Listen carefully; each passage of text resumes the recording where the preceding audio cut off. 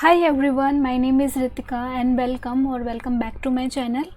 आज हम सीटेट के एग्ज़ामिनेशन के बारे में बात करेंगे, जहाँ पे मैंने अपना एग्ज़ामिनेशन फर्स्ट अटैम्प्ट में क्लियर किया एंड सेम आप भी इसको अपने फर्स्ट अटैम्प्ट में क्लियर कर सकते हो। एंड लेस देन 1 मंथ की प्रिपरेशन इनफ होती है इस एग्ज़ामिनेशन को क्लियर करने के लिए। एंड जैसे कि आप देख सकते हो, यहाँ पे मेरा जो फर्स्ट पेपर है उसमें 117 मार्क्स आए थे 150 में से, एंड सेकंड पेपर में मेरे 101 मार्क्स आए थे 150 में से।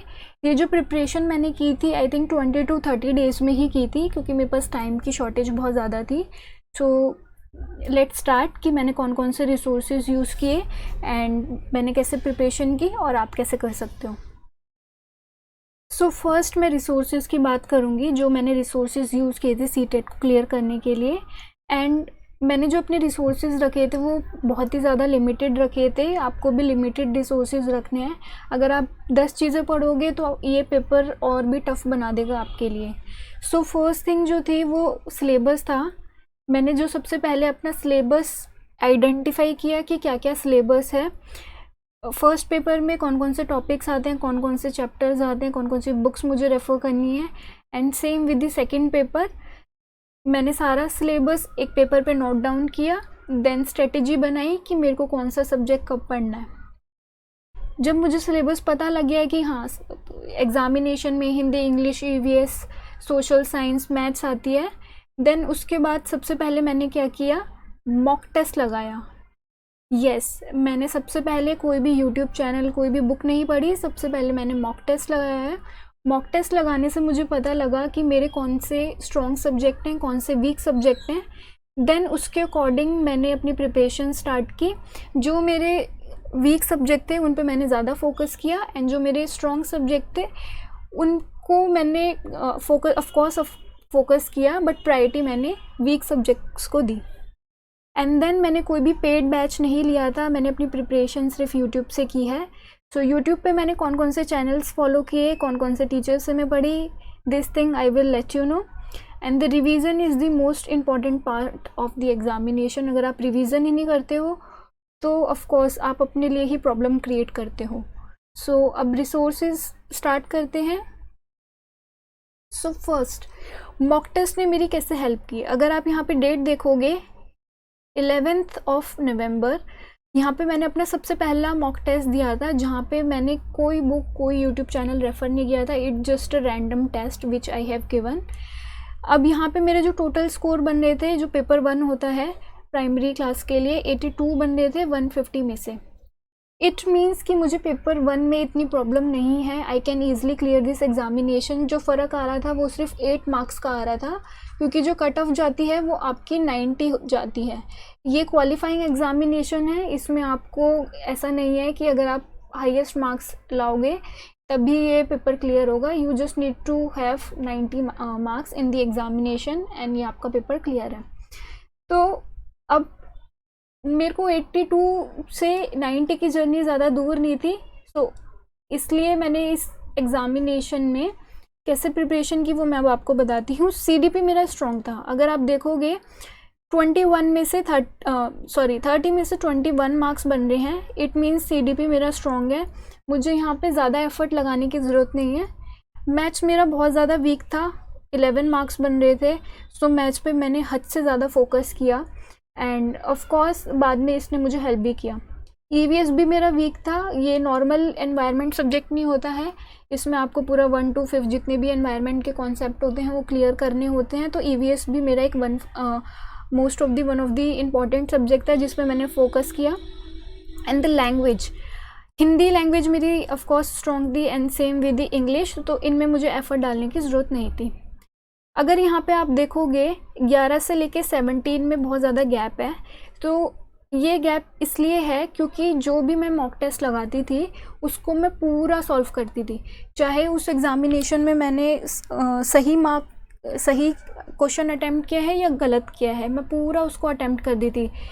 सो फॉर एग्ज़ाम्पल सीडीपी में उस क्वेश्चन पेपर में पियाजे का टॉपिक आया है, so what I use to do, YouTube पे पियाजे का टॉपिक सर्च किया, सारा पियाजे की जितनी भी थ्योरीज उन्होंने दी हैं सीटेट से रिलेटेड सारा कवर कर लिया, कोलबर्ग कवर कर लिया। उस पर्टिकुलर मॉक टेस्ट में जो भी टॉपिक्स आते थे, चाहे मैंने वो सही किए हों गलत किए हों, उस पूरे क्वेश्चन को मैं सॉल्व करती थी। एंड मॉक टेस्ट में क्या होता है, नीचे एक सॉल्यूशन दिया होता है, उस सॉल्यूशन को मैं गो थ्रू करती थी।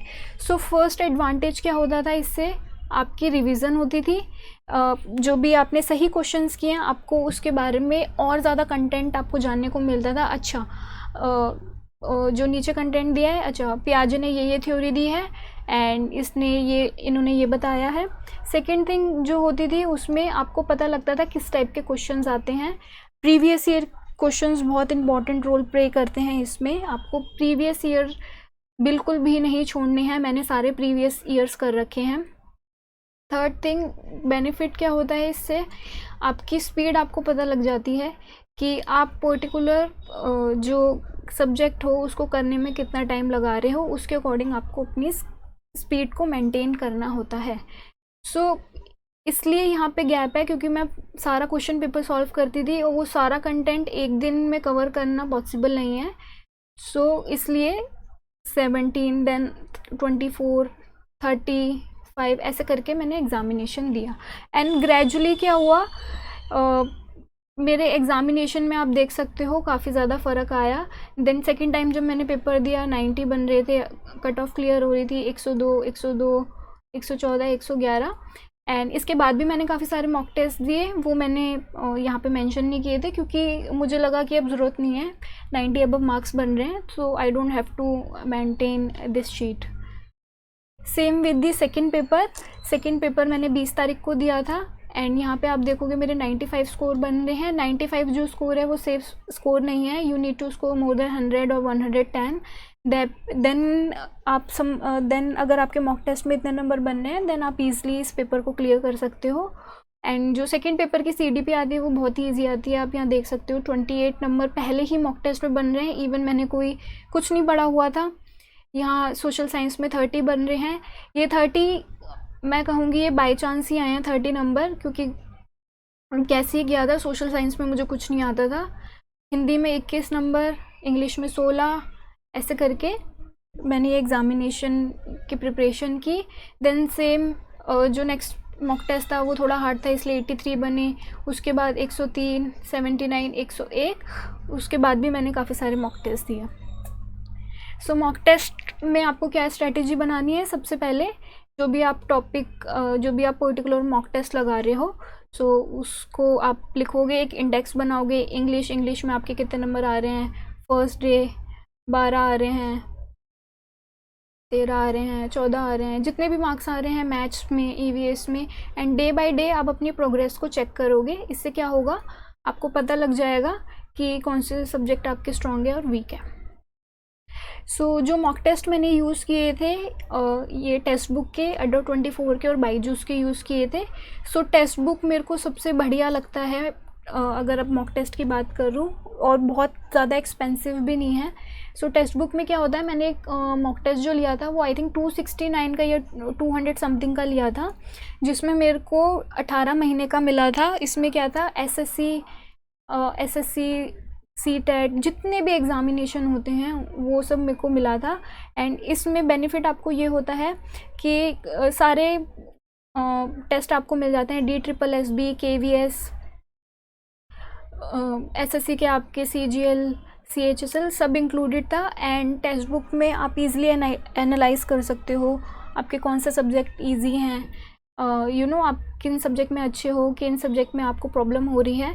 सो टेक्स्ट बुक का ही मैंने पेड लिया था, उसके अलावा मैंने कुछ भी पेड नहीं लिया था। अडर 24 के मॉक टेस्ट जो हैं वो मुझे काफ़ी हार्ड लगे as compare to CTET। So CTET का जो सिलेबस है उससे काफ़ी हार्ड मॉक टेस्ट थे अडर 24 के। बट येस ऑफकोर्स कोई फ्री में चीज़ मिल रही है तो क्यों ना उसको यूटिलाइज़ किया जाए। अडर 24 के सारे मैंने फ्री मॉक टेस्ट लगाए थे और ईज़िली अगर आप अडर 24 के मॉक टेस्ट ईज़िली क्लियर कर रहे हो तो CTET आपका यूँ ही निकल जाएगा। एंड बाईजूस का जो फ्री मॉक टेस्ट थे वो भी मैंने यूज़ किए, बहुत ही बढ़िया कंटेंट था बाईजूस का। एंड एग्जैक्ट पेपर जो होता है सेम वैसा ही पेपर था। एंड टेक्स्ट बुक में भी आपको सारे प्रीवियस ईयर मिल जाएंगे एंड आपको सेक्शन वाइज भी मिल जाएंगे। और टॉपिक वाइज भी मिल जाएंगे। तो और इसमें एक्चुअली अगर आपको लगता है कि यार हम क्यों पेड लें, बहुत ज़्यादा एक्सपेंसिव है, आप क्या कर सकते हो, मैंने जिसके साथ लिया था, मेरी फ्रेंड के साथ ये सब्सक्रिप्शन लिया था। सो 200 समथिंग का था। मैं सिर्फ सीटेट के लिए यूज़ करना था और मेरी फ्रेंड को एसएससी के लिए यूज़ करना था। तो व्हाट वी हैव डन, हमने हाफ ऑफ कर लिया था। जो 200 का अमाउंट था वो 100 समथिंग हम दोनों को पड़ा था, हमने कंट्रीब्यूट कर लिया था। तो सेम अगर आपको लगता है आपके लिए एक्सपेंसिव है, तो आप जो भी आपके सीटेट की प्रिपरेशन कर रहे हैं, कोई अनदर एग्ज़ाम की प्रिपरेशन कर रहे हैं, उनसे आप बोल सकते हो, कंबाइन करके ले सकते हैं। ये सीटेट के जो मॉक मैंने लगाए थे, ये टेक्स्ट बुक से लगाए थे। आप देख सकते हो सोशल साइंस का यहाँ पे है, यहाँ पे साइंस का है, पेडागोजी है, ये सब मैंने मॉक टेस्ट बहुत ज़्यादा लगाए हैं। आप बिलीव भी नहीं करोगे, मॉक टेस्ट से ही मेरा पेपर क्लियर हुआ है। अदरवाइज़ अगर यूट्यूब के भरोसे बैठी रहती मैं तो पेपर क्लियर नहीं होता, क्योंकि सबसे पहले प्रीवियस ईयर अगर आप इजीली क्लियर कर रहे हो, देन आपका जो अपकमिंग आने वाला पेपर है वो भी क्लियर हो जाएगा। एंड इससे आपकी स्पीड, एक्यूरेसी, सब कुछ पता लगता है आपको। एंड ये टेक्स्ट बुक का मॉक टेस्ट का जो है प्रॉपर एक आपको मेल आता है जहाँ पे आपने कैसा परफॉर्म किया है आपको ये पता चलता है। ये जो आप देख रहे हो ये पीडीएफ है, पीडीएफ आपको प्रॉपर आता है एंड उसके अकॉर्डिंग आप अपनी स्ट्रेटजी बना सकते हो। सो ये रहा एक मैंने मॉक टेस्ट लगाया था। ये 90 मार्क्स वाला है। रिमेंबर आपका 150 मार्क्स का आता है सीटेट का पेपर, ये 90 मार्क्स वाला मतलब छोटा वाला मॉक टेस्ट है, ठीक है।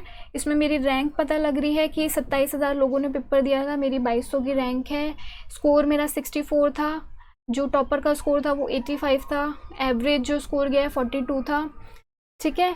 टॉपर ने पूरे 90 के 90 क्वेश्चन अटैम्प्ट किए हैं। आपको सारे क्वेश्चन अटैम्प्ट करने, एक भी क्वेश्चन नहीं छोड़ना है, क्योंकि इसमें कोई भी नेगेटिव मार्किंग नहीं होती है। अगर आप कोई भी क्वेश्चन छोड़ के आते हो तो ये आपकी बेवकूफ़ी है। एक एक क्वेश्चन आपका एक एक नंबर बढ़ा सकता है। अगर कोई आप क्वेश्चन गेस कर रहे हो तो आपके लिए बेनिफिशियल है, क्या पता वो सही निकल जाए। परसेंटाइल जो था वो मेरा 71 था, सो ओवरऑल काफ़ी डिसेंट स्कोर था। एंड चाइल्ड पेडागोजी में आप देख रहे हो 20 में से 16 बनने हैं। मैथ्स में हमेशा मेरे कम ही मार्क्स बनते हैं, इट्स वेरी वीक।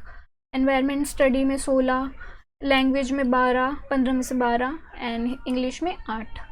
एंड यहाँ पे आप नीचे देख सकते हो ये टॉपिक जो हैं ये वाले मेरे वीक टॉपिक हैं, इन पे मुझे फोकस करने की बहुत ज़्यादा ज़रूरत है।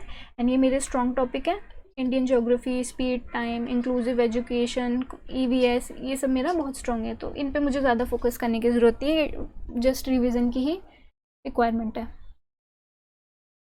देन मैंने यूट्यूब से ही पढ़ा था, तो यूट्यूब के ये कुछ रिसोर्सेज मैंने यहाँ पे ऐड किए हैं।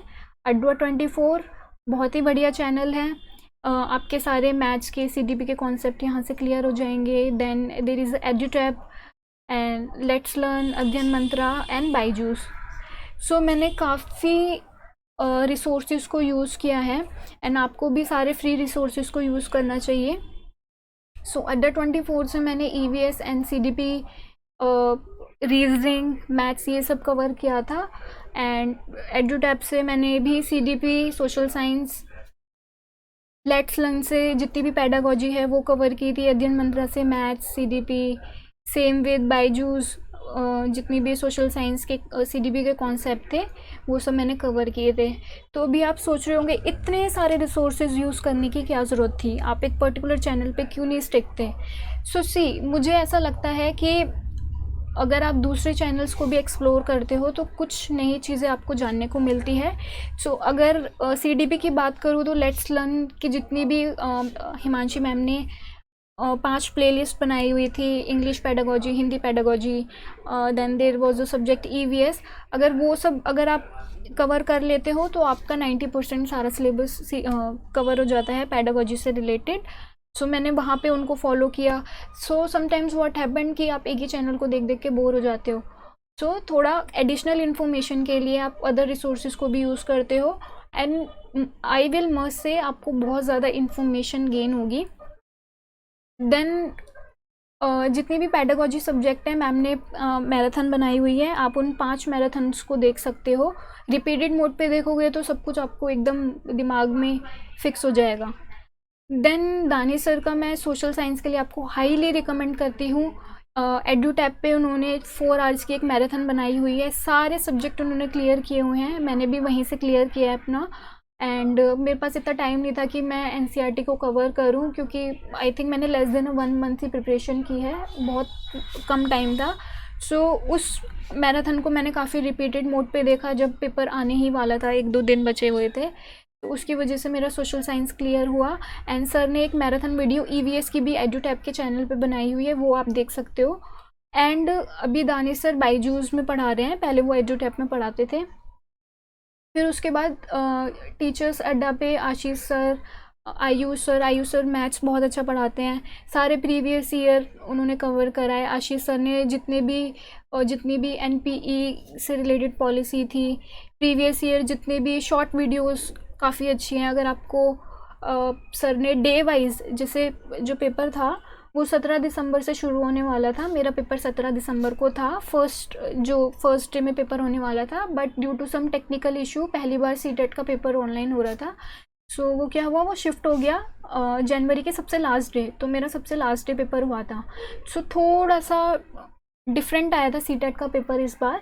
तो सर ने आशीष सर ने क्या किया था, एवरी डे जो भी इंपॉर्टेंट क्वेश्चन थे एनपीई 2020 से रिलेटेड नए क्वेश्चंस बन रहे थे वो उन्होंने कराए। फिर पहली बार आई थिंक कैलेंडर से रिलेटेड क्वेश्चंस आ रहे थे रीजनिंग के, वो साहिल सर ने कवर करा है। सो वो कंटेंट आप देख सकते हो, शॉर्ट वीडियो बनाई हुई थी, वो बहुत इंपॉर्टेंट है। एंड हिमांशी मैम तो क्वीन है ही सीडीपी की, उनके थ्रू मैंने सारा लर्न किया। सीडीपी बहुत अच्छे मार्क्स बने मेरे सीडीपी में। देन अध्ययन मंत्रा पे मैंने मैथ्स पढ़ी, सीडीपी भी रोहित सर ने कवर कराई थी, उनसे भी मैंने पढ़ा। फिर बाईजूस में सोनाली मैम है, सोनाली मैम ने कवर करवाया, बहुत ही बढ़िया पढ़ाती हैं वो। एंड क्योंकि दानिश सर अब बाईजूस में भी हैं, तो जो लेटेस्ट उनकी वीडियोस होती थी मैं उनको वॉच करती थी। एंड इवन इससे भी ज़्यादा रिसोर्सेज मैंने यूज़ किए हैं यूट्यूब पे। व्हाट हैपेंड, जैसे कोई मॉक टेस्ट में टॉपिक आया है, कोई भी टॉपिक है, लेट्स से हिंदी का है, कोई संधि हो गया, संज्ञा हो गया, मुझे नहीं पता, नहीं आता, so I use to search what is sandhya, what is sandhi. So जो भी वीडियो आती थी उससे मैं अपना कॉन्सेप्ट क्लियर करती थी। मैथ्स का कोई परसेंटेज का, डिस्टेंस का क्वेश्चन होता था, सो टॉपिक सर्च किया यूट्यूब पे, कोई भी वीडियो आई वो देख ली।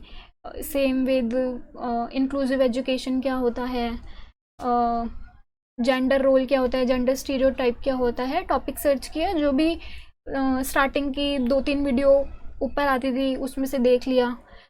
तो ऐसे करके आपके कॉन्सेप्ट क्लियर होने चाहिए। आप कौन सा चैनल यूज़ कर रहे हो, कौन सा मॉक टेस्ट यूज़ कर रहे हो, it doesn't matter, but yes quality of mock test is very important, जो कि मैं आपको टेक्स्ट बुक की रिकमेंड करूँगी, बाईजूस की रिकमेंड करूँगी।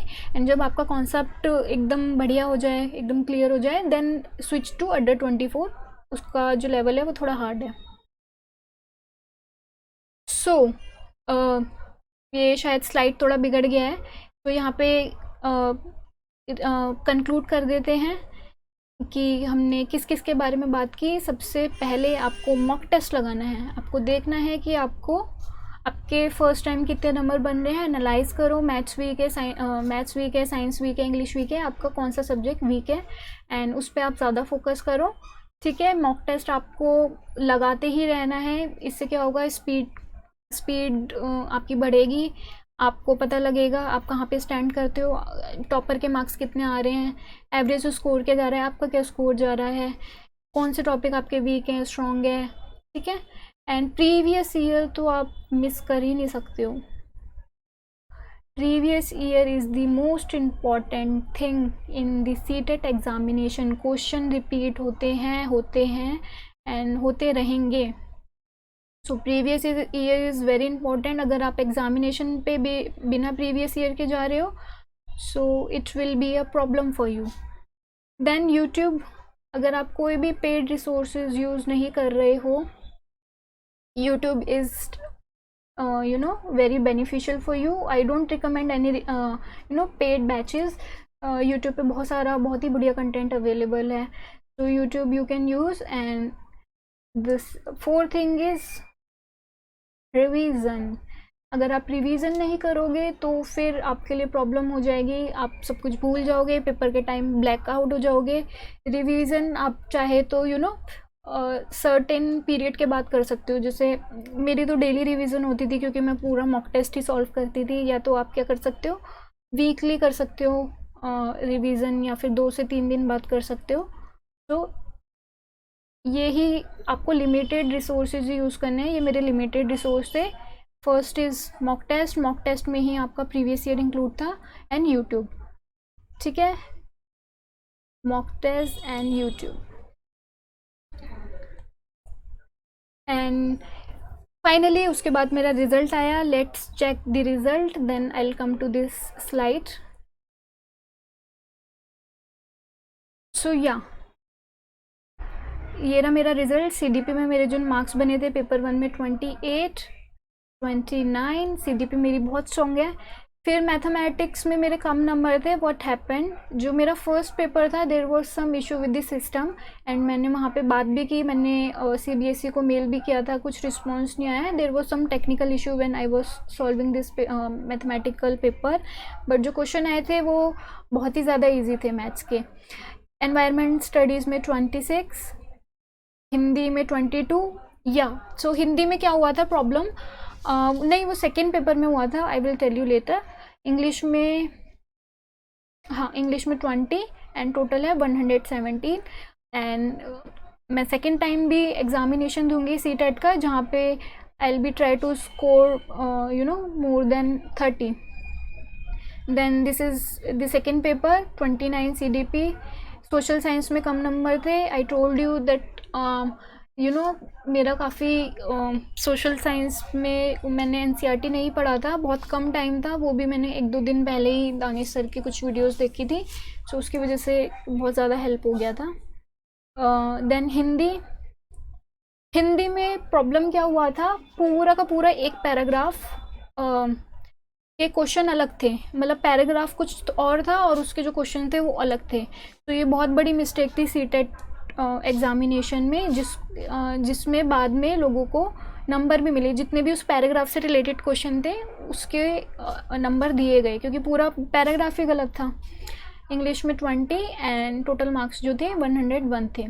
And always try to score more than 100, क्योंकि अगर नॉर्मलाइजेशन हुआ तो फिर प्रॉब्लम हो सकता है, 1-2 नंबर से भी मार्क्स आपके ऊपर नीचे हो सकते हैं। Then let's come to this page. So जब मेरा पेपर क्लियर हुआ था, so there was a time then मुझे अड्डा 24 से एंड बाईजूस से कॉल आया था for the meetup, and we had a very good time. वहाँ पे हमने सेलिब्रेट किया, काफ़ी सारे गेम्स खेले, सो काफ़ी अच्छा सेशन था। सो इसके ऊपर भी मैं एक वीडियो बनाऊंगी कि बाईजूस का ऑफिस कैसा होता है, मैं किन किन से मिली, क्या क्या हुआ वहाँ पे। एंड अड्डा 24 में भी हमने साथ में मिल के लंच किया। सारे टीचर से मैं मिली, आयु सर से, आशीष सर से, एंड अड्डा 24 बाईजूस में जो टीचर हैं सबसे मुलाकात हुई। एंड इवन इन लोगों से ही नहीं, पूरी जो टीम है, पूरी यूट्यूब पे जो टीम पढ़ाती है, हम उनसे भी मिल रहे।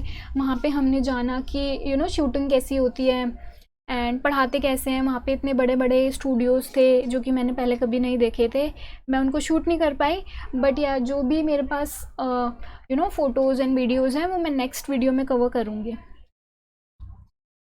And thank you so much for watching this video. अगर आपको हेल्प हुई है, आपको समझ में आया कि प्रिपरेशन कैसे करनी है, so please like, share and subscribe this video, and let me know in the comment section कि वीडियो आपको कैसी लगी, एंड नेक्स्ट टॉपिक किस सब्जेक्ट से रिलेटेड होना चाहिए वो भी एक बार आप कमेंट कर देना। And thank you so much for watching this video, and don't forget to like, subscribe, and press the bell icon for the next update.